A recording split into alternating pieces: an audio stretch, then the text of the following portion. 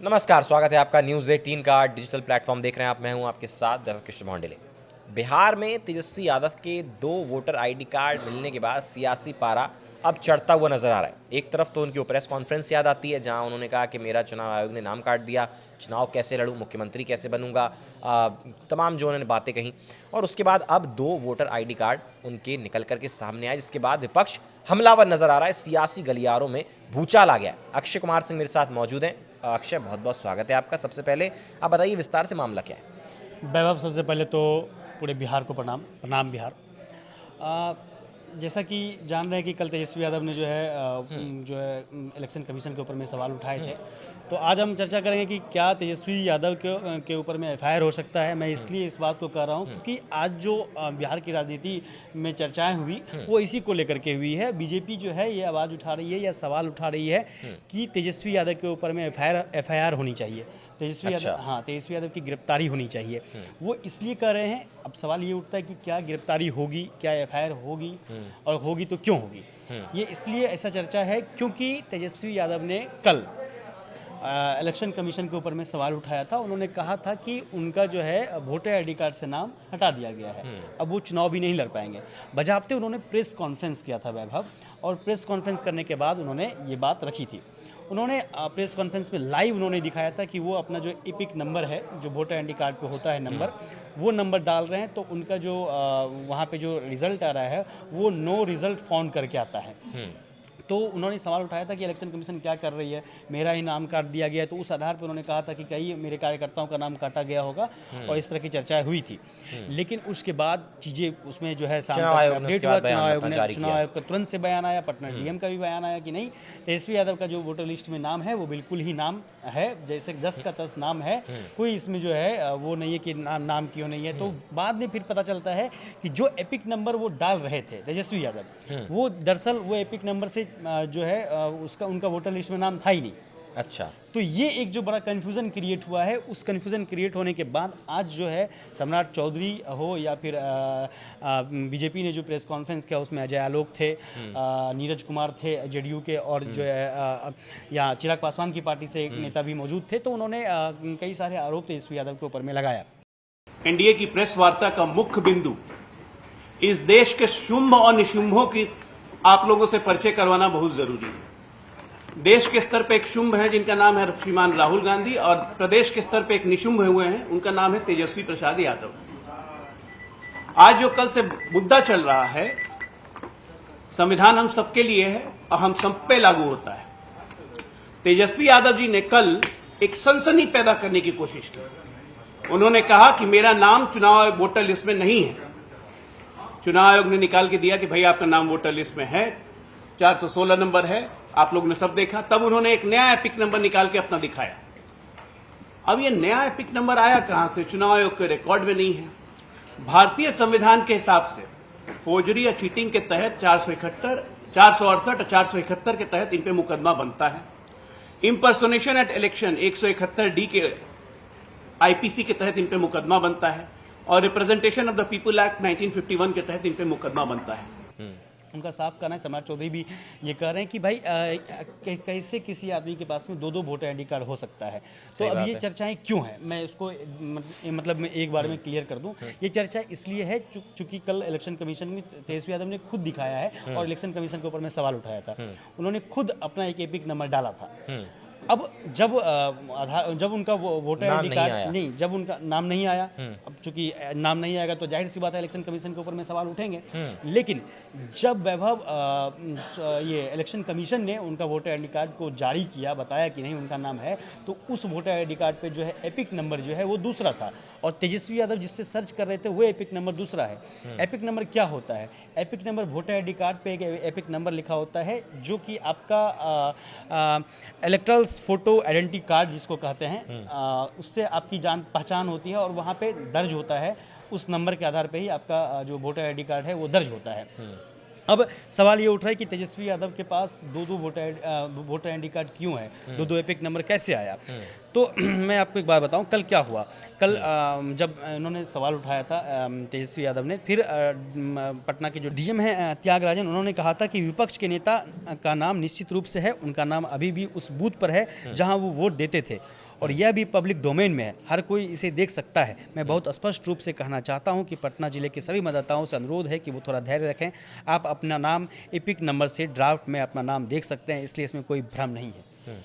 तो अभी पटना के डीएम ने कह दिया और उसके बाद फिर चुनाव आयोग ने भी कहा है कि 1 अगस्त को प्रकाशित मतदाता सूची में तेजस्वी यादव का नाम स्पष्ट रूप से दर्ज है।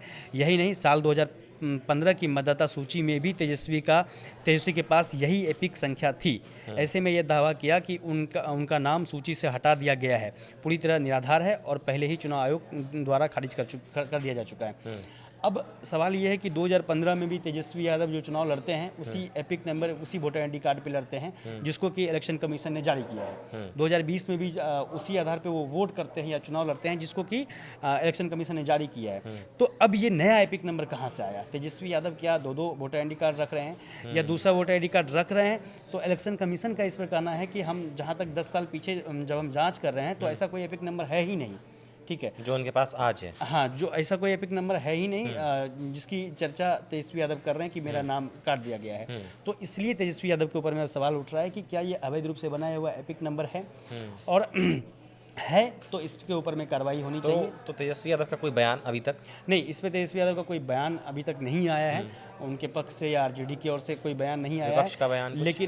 लेकिन कांग्रेस का कहना ये है कि भाई इलेक्शन कमीशन जो है बीजेपी की तरह काम कर रही है और बीजेपी के इशारों पे काम कर रही है। लगातार जो पहले भी कहा जाता रहा कि बीजेपी के प्रवक्ता की तरह जो है इलेक्शन कमीशन काम कर रही है, ये उनका आरोप है। लेकिन एक चीज़ जो बेहद खास है वैभव, कि ये सच में एक सवाल तो उतना जायज़ है कि इस तरह से जो तेजस्वी यादव प्रेस कॉन्फ्रेंस करके एपिक नंबर दिखा रहे थे, और हालांकि उनका एपिक नंबर कोई दूसरा है, इलेक्शन कमीशन ने बजाबते रिलीज किया है, पटना के डीएम ने बताया कि भाई ये एपिक नंबर ये है। तो ये एपिक नंबर आया कहाँ से? सम्राट चौधरी ने बहुत बड़ा सवाल उठाया है इसको लेकर के।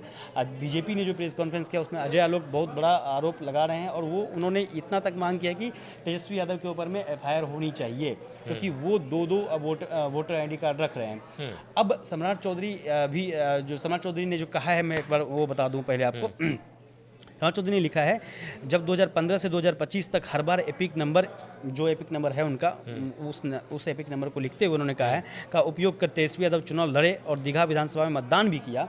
मैं वही कहा था कि लगातार वो उस पर चुनाव लड़ते थे उसी एपिक नंबर से या उसी वोटर आईडी कार्ड से, और उसी से वो मतदान भी करते थे। लेकिन उसी से विधायक बने बेसिकली, हाँ, मिलाकर विधायक बने या फिर उप मुख्यमंत्री बने। हाँ, लेकिन अब ये नया एपिक नंबर मतदाता कार्ड कहाँ से लाए हैं? तेजस्वी यादव पे ये सवाल उठ रहा है और ये उठना भी जायज़ है। क्या उसके बाद उन्होंने कहा कि क्या तेजस्वी यादव ने मतदाता कार्ड बनवाए हैं?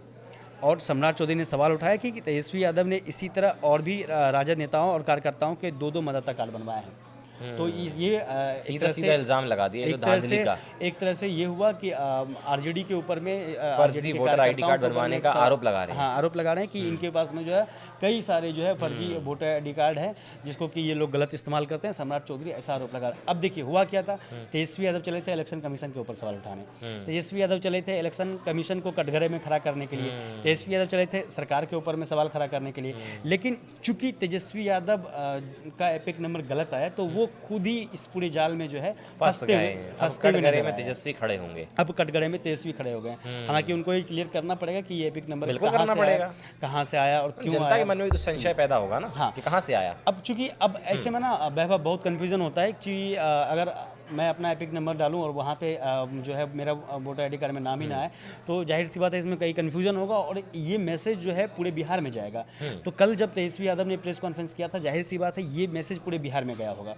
लेकिन पता चला बाद में कि तेजस्वी यादव का एपिक नंबर ही गलत था, जो नंबर डाल रहे थे वो दूसरा नंबर था। तो वो एपिक नंबर कहाँ से आया और वो जो मैसेज है वो मैसेज तो गया ना कि भाई चुनाव आयोग जो है गलत कर रही है। हालांकि चुनाव आयोग ने तुरंत से क्लियर किया ये चीज़ें, लेकिन एक चीज़ों से जो भ्रामकता जो है वो जो बहुत जल्दी फैलने की संभावनाएं वह आपको भी पता है कि जल्दी होती है, खास करके इस सोशल मीडिया के युग में, मीडिया के दौर में जो भ्रामकता है वो जल्दी फैल जाते हैं। तेजस्वी यादव ने बजाते ट्विटर पे उस वीडियो को शेयर किया था कि भाई हमारा जो है हम चुनाव ही नहीं लड़ पाएंगे, ऐसा उन्होंने कहा था।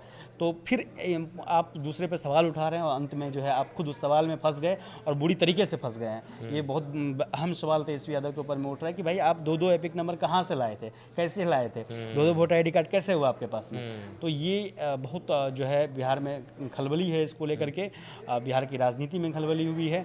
और ख़ास करके चुनाव के टाइम में जो जैसा कि आरजेडी के ऊपर से आरजेडी की ओर से या कांग्रेस की ओर से बार बार कहा जा रहा था कि भाई इलेक्शन कमीशन को जो वोटर लिस्ट डिवीजन का जो प्रक्रिया है वो नहीं करनी चाहिए। लेकिन इस बीच जब तेजस्वी यादव के दो वोटर आईडी कार्ड निकले हैं तो जाहिर सी बात है अब सवाल तो ये भी उठ सकता है ना कि क्या इसीलिए आप जो है वोटर लिस्ट डिवीजन नहीं करवाना चाह रहे थे क्योंकि आप दो वोटर आईडी कार्ड रखे हुए थे।